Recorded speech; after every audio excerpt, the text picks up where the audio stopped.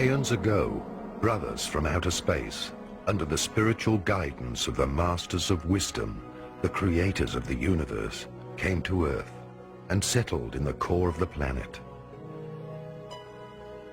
Their task was to prepare the surface of the planet for the development of higher forms of biological life, and for the reincarnation of souls destroyed in the atomic explosion which had shattered the planet Melona, Lucifer, located between Jupiter and Mars.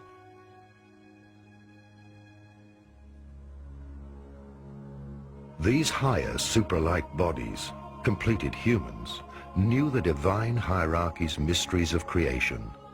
They were aware of the planet's inner logos, whose consciousness gave birth to unique soul groups, each able to incarnate at different times.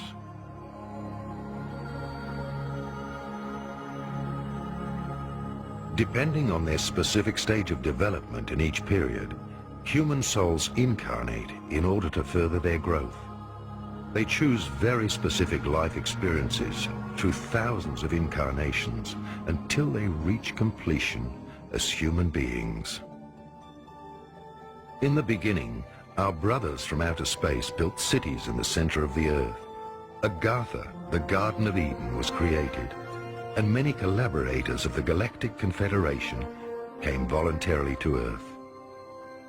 All colors and races of humanoids contributed their genetic material, as well as their plant and animal species, to this biological genesis.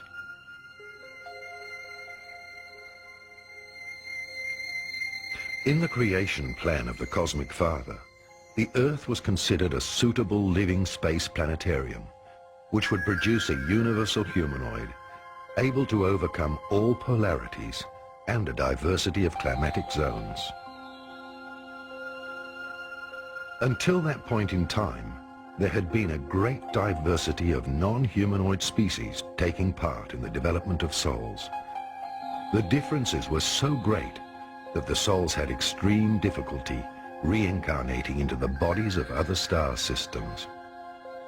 Therefore, the cosmic purpose was to establish a new experimental zone of creation, synthesizing all souls into a universal body type. The Galactic Confederation and its leaders, the Melchizedek Order, the Brothers of Light, descended to Earth to introduce a new type of human being and a planetary pregnancy. They created the human species in their own image and assisted in its genetic improvement. I'm a specialist in extraterrestrial visits that took place thousands of years ago. Our ancestors did not understand these visitors. They thought they were some gods. They did try to copy the technology of the heavenly creatures.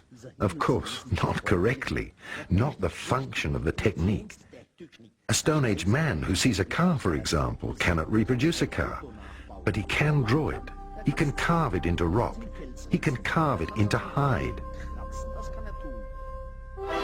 All went well according to plan until the downfall of the angels. The reincarnating animal-like humans were improved through direct genetic intervention, and in a short time span developed suitable bodies.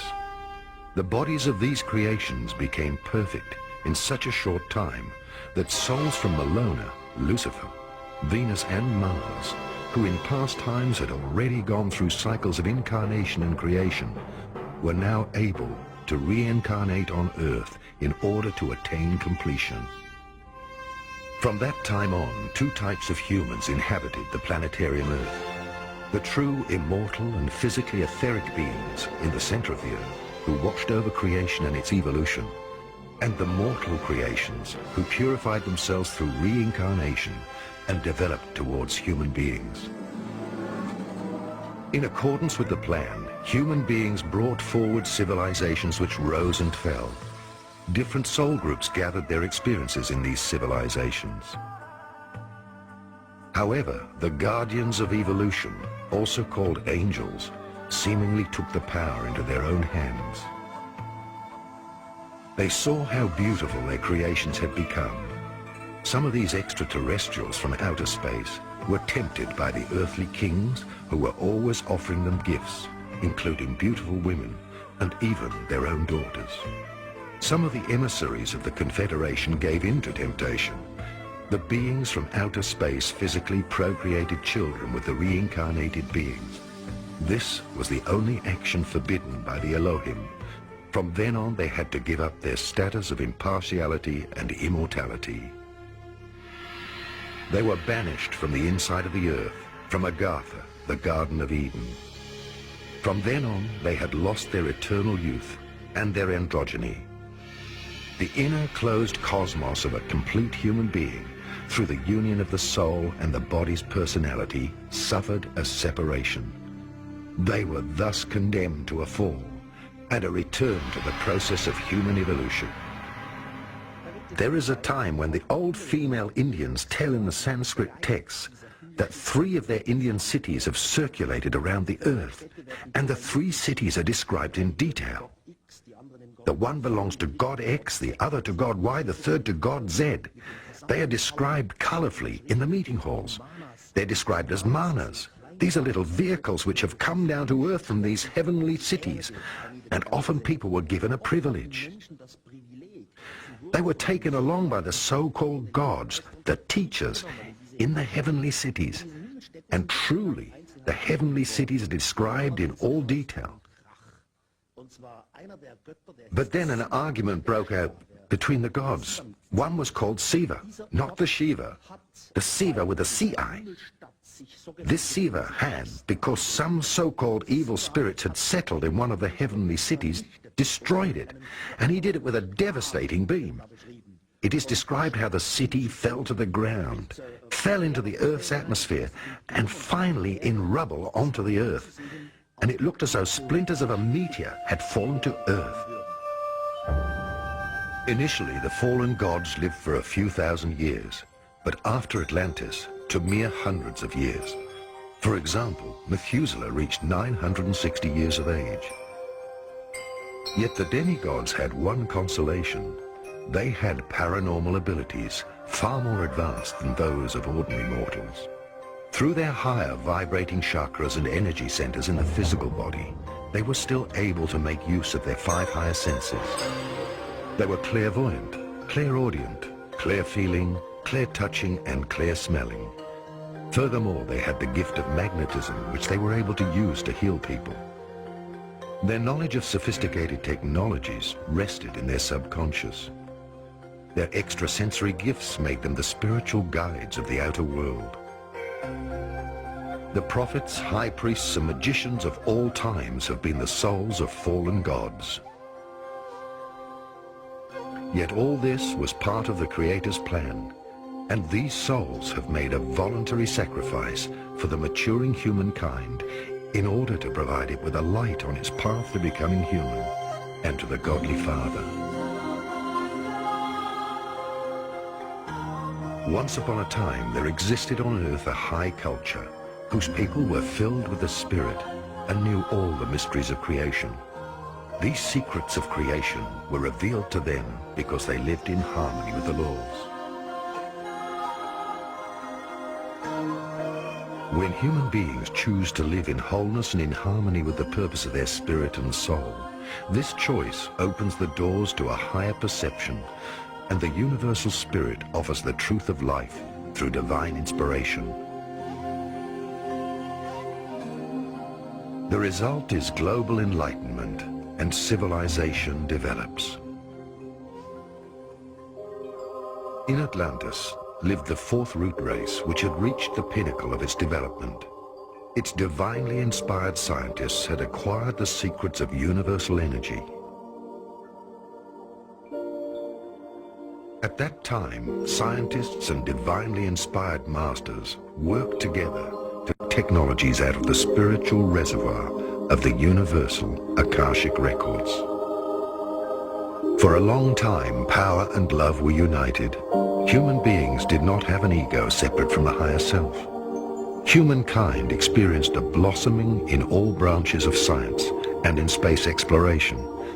Almost all illnesses were curable, and people often lived to a very old age. They had contact with other planets and with outer space human and spiritual beings. The human race living at that time possessed the universal understanding that the planet is a biological living being, and that the planet is a body and its people the cells of that body. People knew neither ownership nor egoism, and they kept their planetary body, the Earth, clean, because they knew that they only had one Earth in common. They could neither sell nor divide it, nor were they allowed to market its water, air, or resources. Everybody had everything they needed.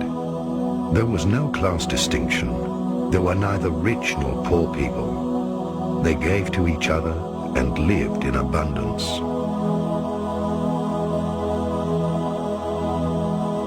The living cosmic laws of brotherhood replaced the dogmatic religions and laws. People did not know labor.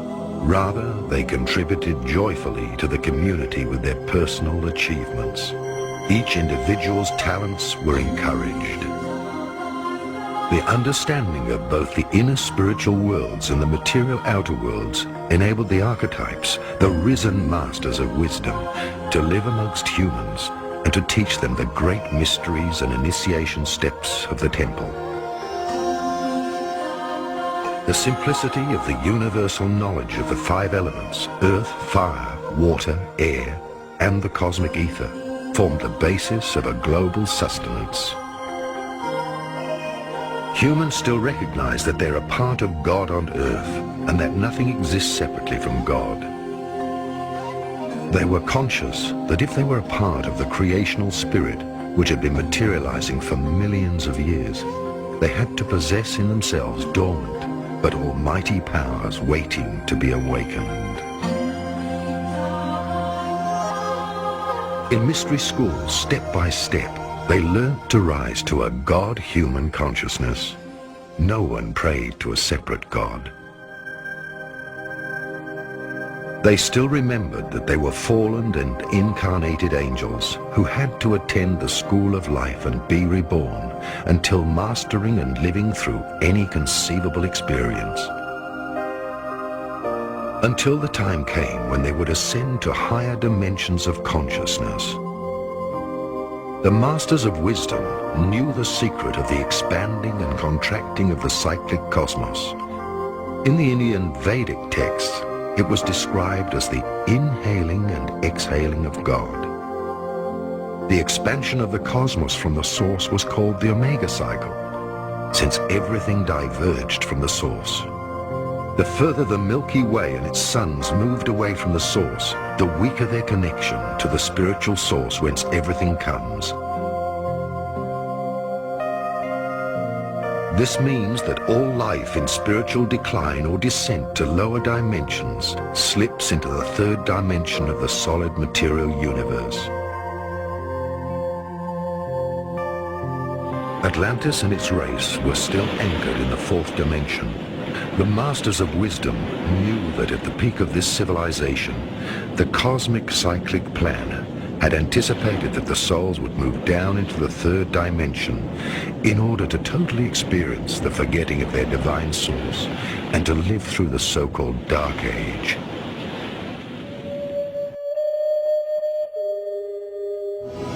The Brotherhood of Atlantis. At a time when Atlantis reached its peak, ambitious scientists were determined to draw the last secrets from nature. They directed their research into the control of the gravitational net, just as today's government's secret research projects are involved in the control of all material structure. They studied electrogravitation, the compression of matter through sound and light. They built transmitters for the study of time through large crystals, using geomantic power places for energy field merging.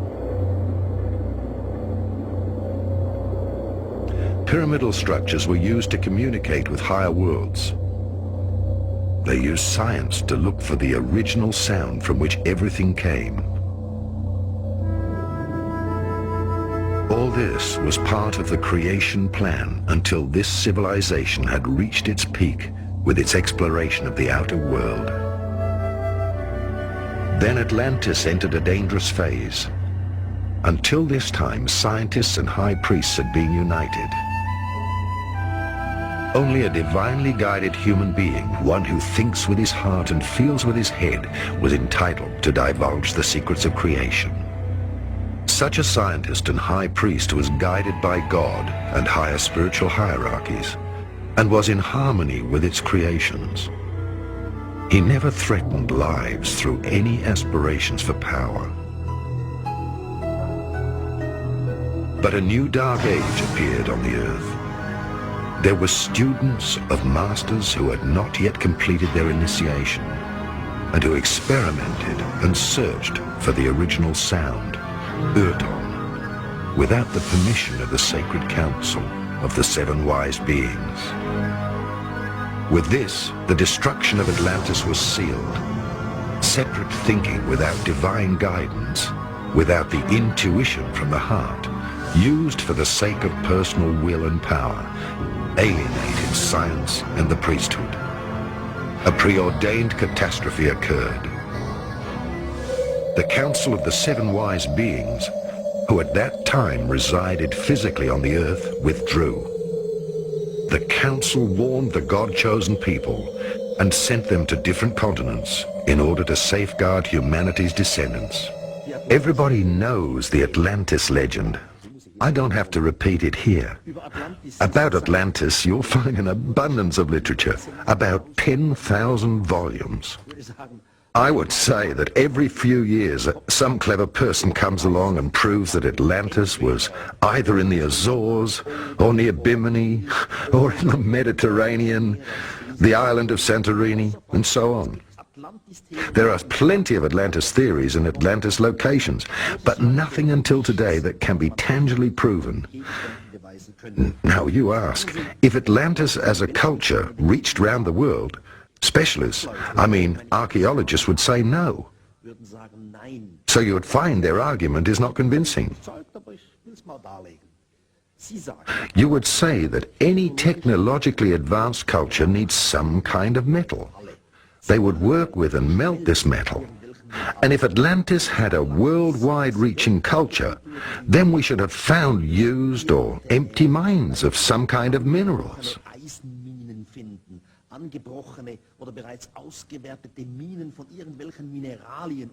And none has emerged so far. And that is why specialists say Atlantis could not have had a worldwide culture.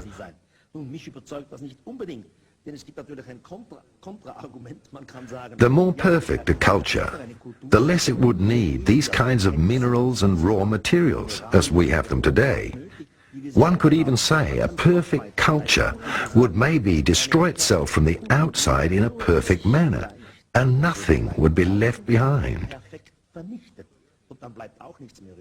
So we're still up in the air. I would say Atlantis. Yes, Atlantis did exist. Literally, you can prove it quite clearly, but objectively with a solid object in your hand, one is uncertain, unfortunately. After the catastrophe, nations were dispersed. Knowledge, languages, and traditions were divided.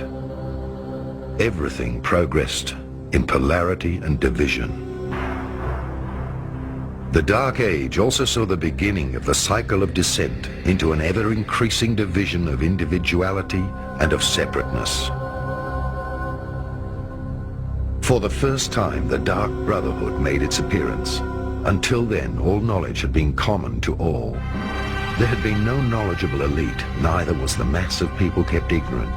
There were no rulers, no people being ruled, and no governments or bureaucracies.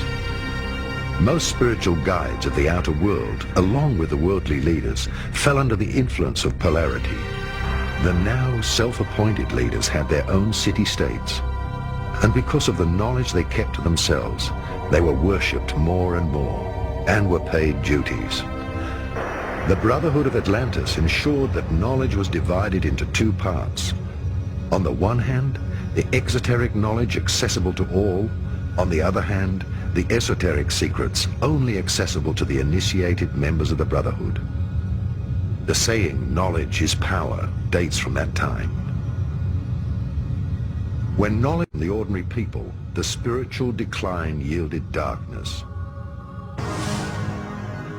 Power struggles and dissension arose among the leaders of the Brotherhood, who, afraid of losing their power, used science to develop weapons, because verbal agreement was no longer possible. At first, weapons were developed for defense and later used for aggression. Governments began to spy on each other, and the first secret service agencies were founded to forestall opponents. This tradition is alive today. The secret services not only serve government leaders, but also the powers of corruption. Thus Atlantis, after many declining cycles, finally reached its downfall. At the peak of one of these quarrels for absolute power, the ultimate weapon, a gravitation bomb, was produced in order to destroy the cities of the now fighting elite priests. The Indian national epic, the Mahabharata, is widely known. It tells of wars. For example, in the 5th book of the Mahabharata, it tells of a god who was called Gurkha. And this Gurkha has thrown a single lightning bolt onto the threesome city. Then it was described in detail how the elephants stumbled around in circles, their skin hanging off them. They roared, people screamed, birds fell out of the sky, warriors tore off their armor and jumped into the water. It is clearly said that everything was surrounded by a deadly breeze, and even the unborn children in the womb died. And this is a case out of Indian mythology where definitely a bomb had been dropped, because all the symptoms have been described so precisely. Up to the Great Blow, several large cities ruled. One of them was Urd on the plain of the Taklamakan Desert between Tibet and China. Poseidon, a metropolis, now lie on the bottom of the ocean. The golden cities on the banks of Lake Titicaca, the Empire of Tula in the far north, as well as many other mysterious and lost cities, which we now know from our legends date from this time. Within 30,000 years, these cities waged destruction on each other until the final atomic war. At that time, the original sound, Urton, was created, and the gravitational web of the magnetic pole of the Earth was suddenly dislocated. A pole shift followed, the continental plates were torn apart, and floods washed most cities of this high civilization away.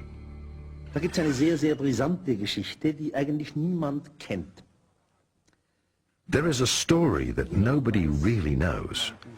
As everyone knows, uranium has a specific nuclear value, uranium-214 to 235, which is needed, for example, for bombs and nuclear power stations.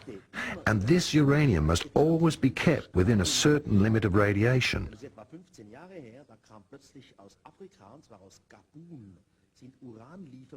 Now, it is 15 years ago that suddenly from Africa, a place in Khatun, uranium shipments arrived, which had much higher radiation and a totally different radiation level than what it should have had. As a result, many physicists under the leadership of the UNO went to Khatun, to this particular mine where the uranium came from. What did they find? It's hard to believe. A huge depot of obviously melted uranium elements. The UNO published 2 big books about it. Approximately 100 scientists are involved. They're arguing, how is it possible? In a natural way, the melting of the nucleus is impossible, but still it happened. Officially now it is kept secret. For me, this is rather a clue that a long time ago, perhaps 50 to 100,000 years ago, someone did work with uranium, used it, melted it, and created a depot. Das wiederum kann nur eine höhere Kultur sein. Unsere steinzeitlichen Vorfahren kommen dafür nicht in Frage. One part of the secret knowledge of Atlantis was brought to Egypt, another part to Tibet and India. The first pharaohs were the direct descendants of the Atlanteans. Their secret initiation texts were passed on to the Egyptian royal dynasties. Not surprisingly, Atlantis' high technology led to the building of the pyramids and the Ark of the Covenant. Part of the Brotherhood of Atlantis and its traditions survived in Egypt. The Hermetic mystical knowledge directly emerged from this tradition. Ancient secret drawings and archives from Atlantis were used. Akhenaten, Hermes, Trismegistus, Abraham, Pythagoras, all retained their secret. The Brotherhood of the Snake. Wzorem do tworzenia perfekcyjnego człowieka i perfekcyjnie funkcjonującej planety The symbols of the original pattern to create the ideal human and a perfectly functioning planet is represented by the sign of the Egyptian life key, the Ankhs. All forms of existence, as well as planets in space, arise with this pattern. The components of the pattern are represented by the color chart. And what is the connection between the color chart and the Ankh cross? One can imagine that the right arm of the key creates the material, which means the physical body of the human. This substance and its complete condition is built of 7 colors on the color chart. The program, which is the soul, in its turn, is created from 5 different colors, so that the physical can be complete.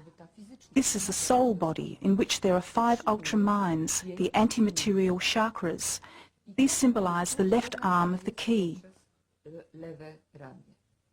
Podtrzymujące ramię, obydwa te ramiona wagi są zerem, ale są zerem pełnym, jest to zero pełne życia. The lower section, which supports the 2 arms, is the zero zone. It is also called spirit or monad, the univalent element. Here the colors that create the matter, as well as the antimatter, are united. Here all experiences are stored, those of the physical body in the positive arm, as well as those of the soul in the negative arm. These are the areas of energy that occur throughout incarnations. So one can say that the zero zone is pulsing with life. The 4th element, the ring of life keys, represents the consciousness, which harmonizes the balance of the scales. The consciousness looks after its tools, that is, the physical body, the soul body and the mind body, and is responsible that none of these bodies destroys itself independently from its life's experiences. Through this practice, the pattern of the life key stays complete with us. This role of consciousness was indispensable, especially on Earth, because here one constantly tries to change the meaning of the 12 colors. Man has constantly tried to manipulate the laws. This, nevertheless, was the price to pay for universalizing the body. Żeby zuniwersalizować ciało.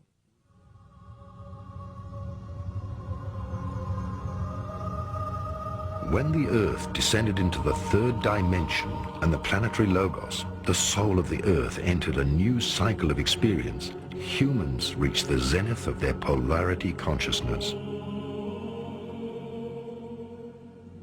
To this day, the cycle of opposites and the feeling of separation has prevailed.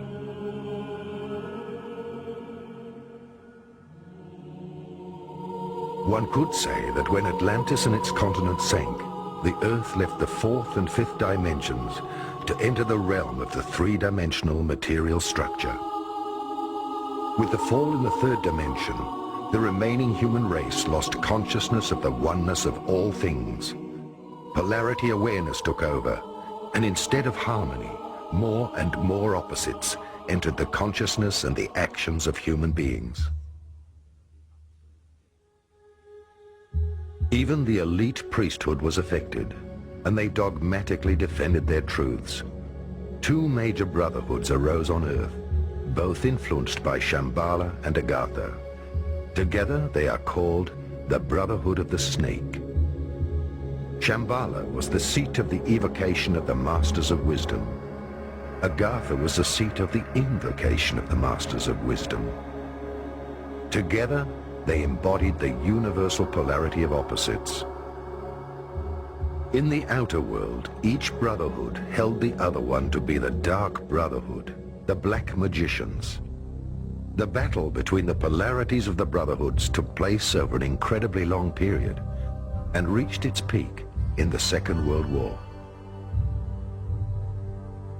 The two opposites, the sun, Illuminati, and the moon, Luminari, face each other and struggle for power, yet neither of them can win, only overcome polarity. Humanity was influenced by these two contrasting areas of wisdom. All true governing bodies were visited by agents of these brotherhoods and were partly initiated in the evolution plan of humankind. In ancient times, the Brotherhood of the Serpent divided into the Brotherhood of the Yellow Dragon and the Brotherhood of the Red Dragon. Together, they formed the Brotherhood of the Snake. Both undertook the spiritual education of the human race, the Yellow Dragon in the east and the Red Dragon in the west.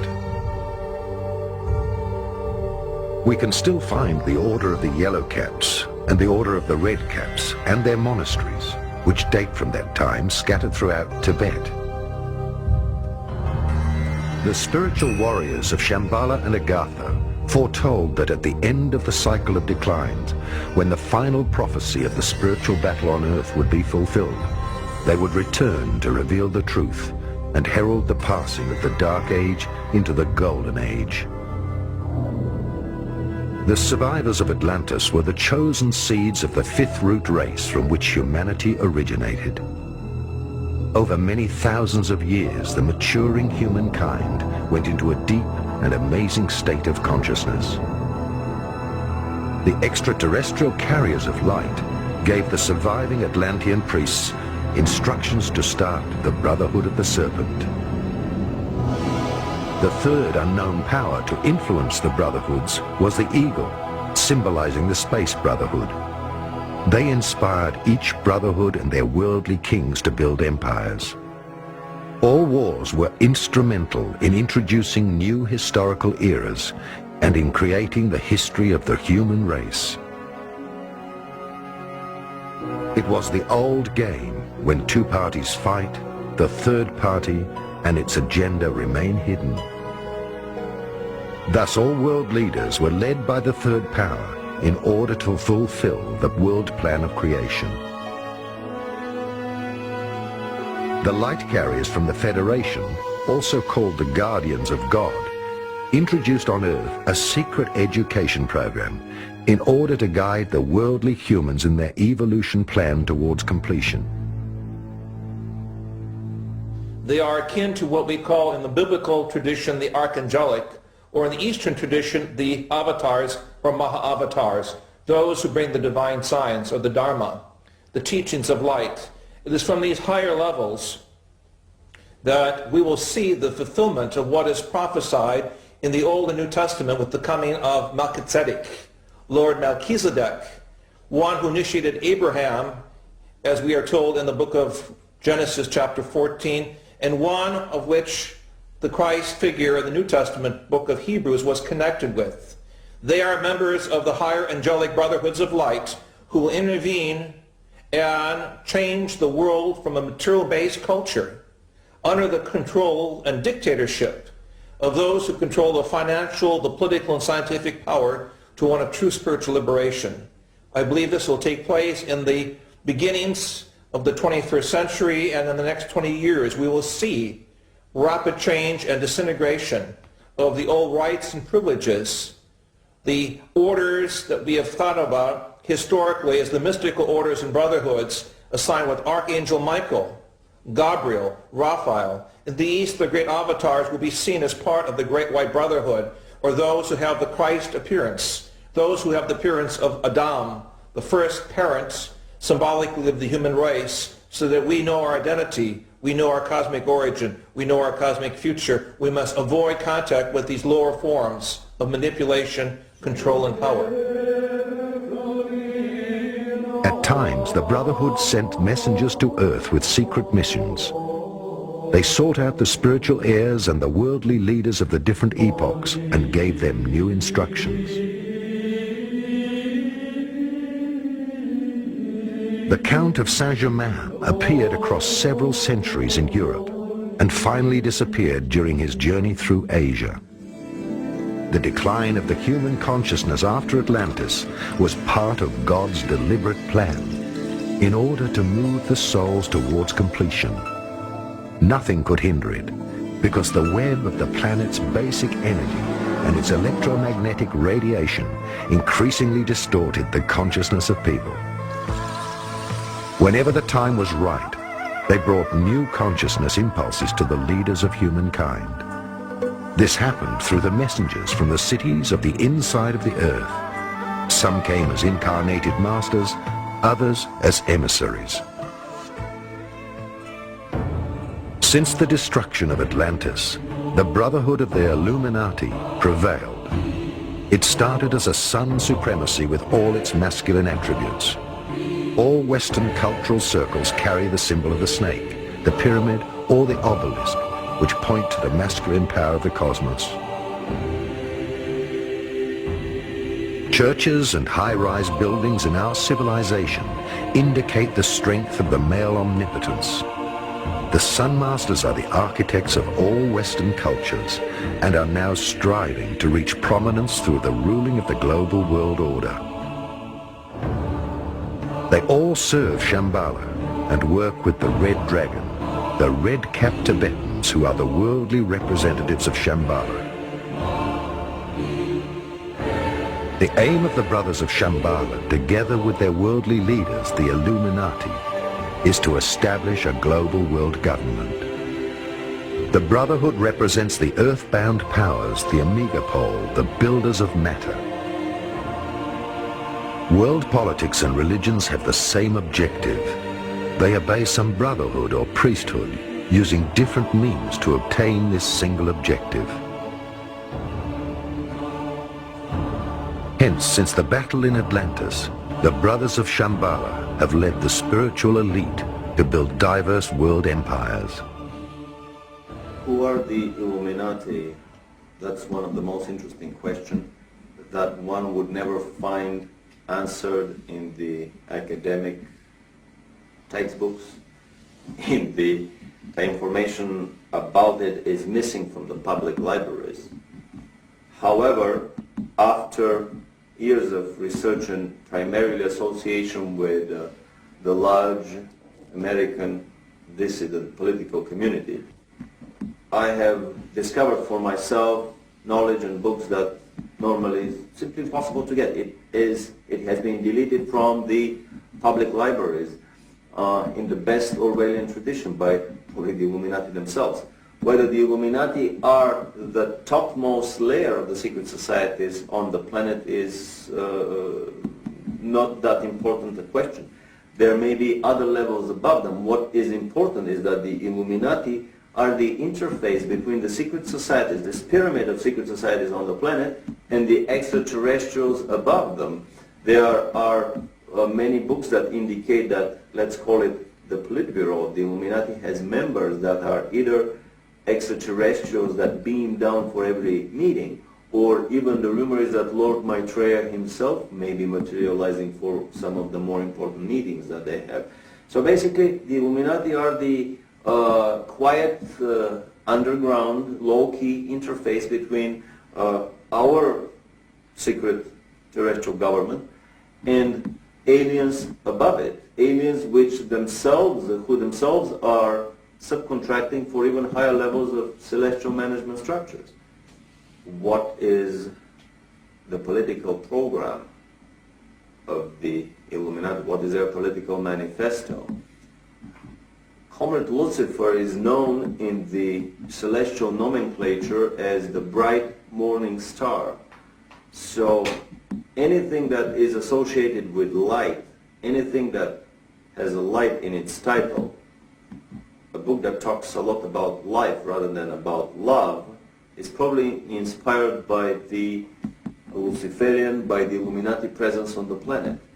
And basically the Illuminati are the secret political party that has to prepare the political, the philosophical, the religious, and the cultural groundwork for the establishment of, should we call it the second coming, the millennium? What happened to Agartha?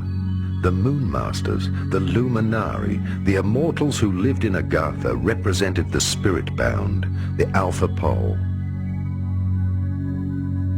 The Masters are the protectors of the spirit. They have whole physical etheric bodies and can materialize at any time. They are the keepers of the magnetic field of the earth and of its karma. They are the other polarity, the spiritual alpha powers. They work together with the Masters of Light. They are the keepers of the Grail, the sacred and integral forces of the inner cosmos. The sacred fire holds the 7 original energies which flow in the 7 chakras of the earth and in every living being, organic or inorganic, as the spirit in matter. As such, it manifests as the building plan of God for the world's era. Agartha exists as the physical etheric city and conceals the opposite poles of the Brotherhood. The Masters of the Moon are the cosmic feminine powers, the spiritual strength, the inner life force. During the Dark Age of the last 26,000 years, the 7 wise bodies from Atlantis, Kumaras, withdrew to Agartha. They formed the negative pole of the inner world and served the progressing outer humanity, serving as a lever. They now have completed their work in the inner world. They knew also that their deliverance was coming at the time of change of polarity, which would bring to an end the cycle of learning for humanity. What have we discovered in our research with numerous of my friends about the inner earth? That is, I have to admit, one of the craziest stories that I have been struggling with over the years. However, there is a consistent body of information and research that possibly a lot of these stories are true. As a physicist, I can only say that the physical reality that we live in is nothing more from a vibrational viewpoint than one of the many radio stations on the dial of a radio receiver, and basically we can tune out of this station and next to the next one, tune out of the next one, and into the third, into the fourth, into the fifth. So is physical reality around us. If we increase the frequencies or decrease them, we can tune out of this reality into another one. So it is quite possible that the hollow earth is an entirely valid story from the viewpoint of physics and science, if we're talking about a reality in a different dimension, dimension-wise or frequency-wise. The inheritance of Atlantis. Many thousands of years went by, entire civilizations grew, and the souls experienced what it is like to be human. The eagle and the Brotherhood of the Snake watched over the evolution process for thousands of years. The initiates were the keepers of knowledge and were bound to pass on knowledge only to the spiritually mature through initiation and ceremonies. Thus, many different brotherhoods emerged with the aim to promote the process of maturing of humanity. The Brotherhood's mission was to watch over knowledge until human beings themselves were able to draw knowledge from their own inner selves. Indeed, knowledge without experience is dangerous. Every human being had to grow to the present day in order to become the foundation of the human God. The complete human being is the spiritual law of God incarnated. Every era was the manifestation of a different virtue. In each culture, through the descended avatars, humanity was given a new virtue as a foundation for its human completion.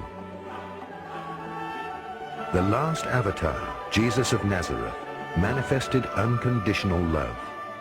The new and last avatar is an avatar group, a group of advanced souls who will all spread the same message on Earth, the avatar of synthesis or of ascension. The avatar group introduces the age of Aquarius, in which human beings redefine themselves and recognize that they are one. The Brotherhoods created all world religions under the guidance of the spiritual hierarchy. They promoted all trends arising from humankind itself. They impartially encouraged all 12 black virtues and 12 white virtues in order to create a playing field of experience for becoming human. For researchers that have been investigating the extraterrestrial presence on our planet, it is very obvious that life did not develop alone and on itself on this planet, but that it was influenced by the presence of hundreds, probably even thousands of extraterrestrial races and visitations over the last, let's say, several 100,000 years. On top of that, it is possible to realize that these extraterrestrial visitations on the planet and the races behind them are loosely grouped into different philosophical and, let's call them, celestial management structures. So on our planet, which has the influence of at least several major such management schools, we see the competing influences of these presences, and we see these gentle attempts at arm wrestling over the table of these management hierarchies to introduce their concepts, their viewpoints about the racial development on our planet, about the philosophical, about the political, about the cultural development. Human beings have the option to choose the virtue they want. They are responsible for the games they play in becoming human. The Earth, the physical cosmos, was only created in order to experiment on the physical manifestations of matter. Everyone believes that his intention and point of view are always correct. True goodness and true love are always selfless actions, which have no origins anymore, and come from the freedom which dwells in the completed human being. Selfless action never arises to suppress the negative pole, nor to embellish or improve it. Selfless action, a positive action, is worth more than 1,000 words on love and on improving the world.